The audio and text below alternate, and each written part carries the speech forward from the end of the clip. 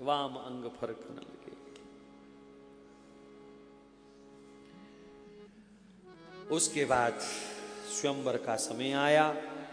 बड़े बड़े राजा महाराजा स्वयंवर में विराजमान हैं। कहते हैं रावण भी आया ये स्वयंवर में, लेकिन जब उसने धनुष देखा, रे ये तो शंकर जी का धनुष है, किसी समय मैंने ही यहां रखा था। शंकर भगवान से वरवश धनुष लिया लंका ले जाने के लिए। शंकर जी ने कहा रास्ते में कहीं रखना नहीं, जहां रखोगे फिर उठेगा नहीं। अब ठाकुर जी की लीला, धनुष उठा करके रावण आ रहा है। लघु शंका का इतना तीव्र वेग हुआ कि चलना मुश्किल हो गया। 2 मिनट के लिए धनुष नीचे रख करके लघु शंका निवृत्ति के लिए गया, वापिस आया, धनुष उठा ही नहीं। रावण ने ये तो वो वाला धनुष है, मेरा तो अपमान हो जाएगा इतनी दुनिया में कि इतना बड़ा प्रतापी राजा और ये धनुष नहीं उठाया गया। बहाना क्या लगाया, मेरे गुरु का धनुष है, मैं नहीं तोड़ूंगा, वहां से चला गया। सीता जी के लावण्य पर, सौंदर्य पर मोहित होकर के हजारों लाखों राजकुमार दुनिया भर के वहां एकत्रित हुए हैं। सबको सुंदर आसन महाराजा जनक ने दिए हैं। बीच में मंच बना हुआ है जिस पर धनुष रखा हुआ है, और गुरुदेव के संग मेरे प्रभु श्री राम भी वहां पर आकर के विराजमान हुए। सब मंचन ते मंच एक सुंदर विशद विशाल, मुनि समेत दो बंधु तहां बैठा रे मई पार। जानी सुअवसर सीय तब पठई जनक बुलाई, चतुर सखी सुंदर सकल सादर चलाई लवाई। सब सखियों सहित श्री जानकी जी को भी सुंदर आसन पर विराजमान किया गया। हाथ में माला लेकर के श्री जानकी जी भी पधार गईं और धनुष यज्ञ प्रारंभ हुआ। अपना अपना परिचय देकर के राजकुमार उठे और धनुष तोड़ने की कोशिश करने लगे। आप जानते हैं कोई भी सफल नहीं हुआ। जानकी जी के सौंदर्य को देख करके ऐसी अफरा तफरी मच गई, मैं पहले। धनुष नहीं टूटा, उसका एक कारण यह भी था कि महाराज सब एक दूसरे की टांग खींचते रहे, धनुष तक पहुंचा ही कोई नहीं। एक कारण यह भी है, मैं पहले कहीं कोई दूसरा ना तोड़ जाए। भूप सहस 10 एक कहीं 12, लगे उठावन डरहि न टारा। 10 हजार राजा एक ही बार झपटा मार रहे हैं, एक ही बार 10 भूप सहस 10 एक ही 12, लगे उठावन डरहि न टारा।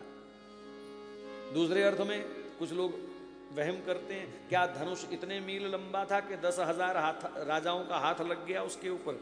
तो यहां 12 शब्द का अर्थ एक दिन। भूप सहस 10 एक ही 12, यानी एक दिन में 10 हजार लोगों ने अपने बल की परीक्षा करी, लेकिन लगे उठावन टरहि न टारा, किसी से हिला तक नहीं। सब बैठ गए बेचारे अपने अपनी जोर आजमाइश करके। महाराजा जनक को बड़ा भारी यहाँ प्रायश्चित हुआ। हाय, मैंने ऐसी कठोर प्रतिज्ञा क्यों करी, मुझे क्या पता था धरती वीरों से खाली हो गई है। जैसे ही महाराजा जनक ने कहा धरती वीरों से खाली हो गई है, उसी समय तिल मिलाते हुए क्रोध से लखन कूद पड़े। ए महाराजा जनक, क्या बोल दिया? जिस सभा में राघव बैठे हों उस सभा में आपने ये कहने की हिम्मत कैसे करी कि ये धरती वीरों से खाली हो गई है? रघुवंशन मह जह को होई तह समाज अस कहि न कोई। जहां रघुवंशी बैठे हों वहां ऐसा शब्द खबरदार कभी दोबारा बोला तो सब राजा महाराजा हंसने लगे। ये छोटा सा दूध के दांत अभी टूटे नहीं है, कैसा बोल रहा है? रघुवंशी क्या करेंगे? यहाँ आया बड़ा रघुवंशी, क्या कर लेगा तू? लखन ने कहा महाराज क्यों इतराते हो जनक जी महाराज, ये धनुष चीज क्या है हमारे लिए? बोलो, अकेला धनुष उठाऊं कि पूरे नगर सहित धनुष उठाऊं? बोलो कैसे धनुष उठाऊं आपका? अब क्यों भी कोई अतिशुक्ति तो है नहीं, शेष है, पूरी धरती उठाई हुई है उसने, कोई झूठ थोड़ी बोल रहा है। सब लोग जोर जोर से हंसने लगे कि क्या बढ़िया मनोरंजन करने के लिए कोई बालक खड़ा हुआ है, लो जी 10-10 हजार राजाओं से जो धनुष नहीं उठाया गया, उस धनुष को ये मंच सहित, नगर सहित, भवन सहित उठाना चाहता है। अरे सब लोगों ने ललकार दिया, अरे चल चल तेरा भी तमाशा देखते हैं, चल चल तेरा भी तमाशा देखते हैं। लखन को चारों तरफ से जब चुनौती मिली तो लखन जी सोचने लगे अब तो मैंने बोल दिया है, कुछ करना पड़ेगा। राम जी ने भी देखा कहीं लोगों की उठा उठाई में आकर के, लोगों की कही सुनी में आकर के अगर ये थोड़ा आगे बढ़ गया तो इसको कोई रोक नहीं पाएगा। जैसे ही लखन इधर उधर देख रहे हैं, सबकी सुन रहे हैं, राम जी ने सोचा अगर इसी ने काम तमाम कर दिया तो मैं क्या करूंगा। लखन को तिलमिलाते देखा तो राम जी ने कहा लखन आ जाओ, आ जाओ। जी भैया। उसी समय लखन जी चुपचाप बैठ गए। सन्नाटा, सन्नाटा।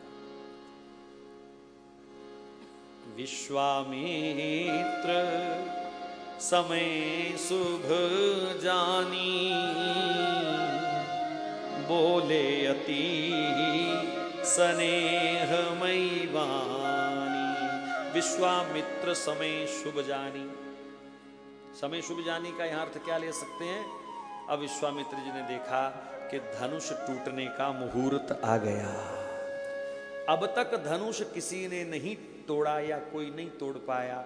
उसका एक कारण विद्वान ये भी मानते हैं, हर काम का समय होता है, मुहूर्त होता है, और सब लोग बिना मुहूर्त धनुष तोड़ने गए, इसलिए किसी से टूटा नहीं।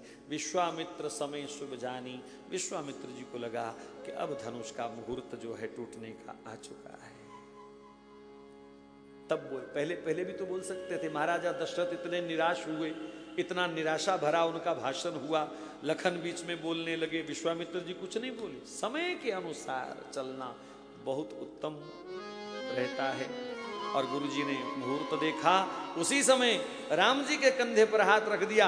उठहु राम भंजऊ भव चापा, उठहु राम भंजऊ भव चापा, जनक परितापा, बेटे उदात जनक परितापा। सुनी गुरु वचन चरण सिरुनावा, हर्ष विषाद न कछु उरियावा। ये उत्तम स्थिति है, सम रहने की कला राम सिखा रहे हैं। गुरुदेव के वचन सुनकर के कोई हर्ष अथवा विषाद राम जी के मन में नहीं आया। जो सम है, जो गंभीर है, वह सदा सफल होता है। खुशी में ढोल पीटने वाले, दुख में छाती पीटने वाले सदा तड़पते ही रहते हैं। हर्ष विषाद ये दोनों को सम रखें। राम जी के मन में ना हर्ष है ना विषाद है, एक सम स्थिति में भगवान उठे हैं। सम स्थिति में जैसे ही उठे, गोस्वामी जी ने सुंदर फोटो खींच लिया। उदित उदय गिरि मंच पर, रघुवर बाल पतंग, विकसे संत सरोज सब, हर्षे लोचन भृंग। जैसे प्रातः काल पूर्वांचल में सूर्य उदय होता है लाल लाल, ऐसे अपने मंच पर श्री रघुवर खड़े हुए।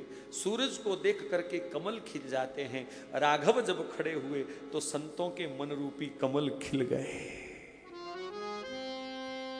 कमल को देख करके भंवरा मंडराने लगता है, तो यहां राघव को देख करके संतों के लोचन जो हैं, नयन जो हैं, वो भंवरे की तरह एकदम हिलने लगे, मंडराने लगे राम जी की छवि पर। गुरु चरणों में प्रणाम किया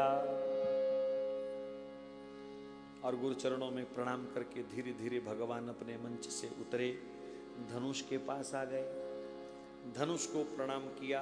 लोग हंसने लगे, ये क्या तोड़ेगा, ये तो प्रणाम कर रहा है, क्षमा मांग रहा है। धनुष के बहाने अपने इष्ट भगवान शंकर को प्रणाम किया, क्योंकि उनका धनुष है। धनुष की परिक्रमा इत्यादि करी, 1 2 3 राम जी परिक्रमा में लग गए। इधर जानकी जी बेचारी बड़ी घबराई हुई हैं, जनक जी बहुत घबराए हुए हैं। क्या बनेगा क्या बनेगा, कुछ समझ में नहीं आ रही स्थिति। और उस समय तब राम ही बिलो की बैदेही, राम जी ने सीता जी को देखा, सबे हृदय बिन वही जेही तेही। ध्यान देने वाली बात है, राम जी ने जानकी जी की तरफ देखा और क्या देखा, उसके मन की स्थिति को पढ़ लिया। बोले मन ही मन कोई देवी देवता नहीं छोड़ रही, कभी इस देवता को पकड़, कभी उस देवता को पकड़, हे महाराज मदद करो मदद करो मदद करो। कार्य की सफलता का क्या यही सूत्र है कि जगह जगह नाक रगड़ी जाए? मन ही मन मनावय कुलानी, हो प्रसन्न महेश भवानी। हे शंकर भगवान, हे उमांबिका, मेरे ऊपर प्रसन्न हो जाओ, कृपा करो। शंकर भगवान को सीता जी ने आवाज लगाई तो शंकर भगवान प्रकट हो गए। कहा देवी बोलो, कहा धनुष नहीं टूट रहा, मदद करो ना, बहुत विघ्न आ रहे हैं। राम जी भी परिक्रमा पे परिक्रमा कर रहे हैं, आप इनको आज्ञा दो ना, धनुष तोड़े हैं, क्यों बार बार विघ्न आ रहे हैं प्रभु। शंकर भगवान ने कहा देखो बेटी, नंबर तो आपने मेरा लगाया लेकिन गलत लग गया, विघ्न दूर करने का डिपार्टमेंट मेरे पास नहीं, मेरे बेटे गणेश के पास है, उसको पकड़ो। तो जानकी जी श्री गणेश जी की स्तुति करते हैं, गणनायक वरदायक देवा, आज लगे कीन्यू तू सेवा। हे गणपति महाराज, उसी समय मोटी सी तोंद लिए गणपति जी प्रकट हो गए। कहा जानकी जी आपने बुलाया मुझे? बोले हाँ गणपति जी, विघ्न बहुत आ रहे हैं, क्या करूं? बोले धनुष का वजन थोड़ा कम कर दो। गणेश जी ने कहा रोज कपाल भाती करता हूं पर मेरा वजन तो कम हुआ नहीं, धनुष का कैसे कर दूं? मेरी वैसी की वैसी तोंद बनी हुई है, मेरा अपना वजन कम नहीं कर पाया आज तक, तो धनुष का कैसे कम करूं? तो जानकी जी ने बड़ी सुंदर स्तुति करते हुए कहा, गणपति भगवान आपका वजन इसलिए ज्यादा है क्योंकि भक्तों का वजन आप अपने ऊपर ले लेते हो। बोलो गणपति भगवान की। इस बात को सुनकर के गणपति भगवान प्रसन्न हुए और उन्होंने जो आज्ञा हुई, बार बार विनती सुनी मोरी, करहु चाप लघुता अति थोरी, चाप के वजन को कम कर दीजिए। भगवान प्रार्थना कर रहे हैं, परिक्रमा कर रहे हैं। धरती माता ने देखा, धरती माता, धरती कौन है? श्री सीता जी की माता है। जब तक निकम्मे लोग आते रहे, मां ने धनुष पकड़ के रखा, नहीं उठाने दूंगी। जैसे ही धरती माता को लगा कि मेरी बेटी के लिए योग्य वर आया है, तो धरती माता ने भी धनुष को छोड़ दिया। देखो भगवान के लिए कुछ हल्का नहीं, कुछ भारी नहीं, ये सब लीला है। लेकिन शंकर जी आए, गणेश जी आए, अथवा धरती माता ने वजन हल्का कर दिया या छोड़ दिया, ये सब क्या है? भगवद कार्य में सबको सहयोग करना चाहिए। भगवद कार्य में सबको सहयोग करना चाहिए। देश की, धर्म की रक्षा के लिए, गौ माता की रक्षा के लिए सबको सहयोग करना चाहिए, ये अर्थ है यहाँ पर। और उसी समय राम जी ने धनुष को प्रणाम किया, शंकर जी को प्रणाम किया, चारों तरफ दिग्पालों को आज्ञा दी, धनुष टूटने से भूकंप आ सकता है, स्थिति डोल सकती है, इसलिए सब दिग्पालों को अपने अपने स्थानों पर दशों दिशाओं में तैनात कर दिया। शेष को कहा धरती का संतुलन बिगड़ने ना पाए, जरा सावधान होकर के बैठियो। और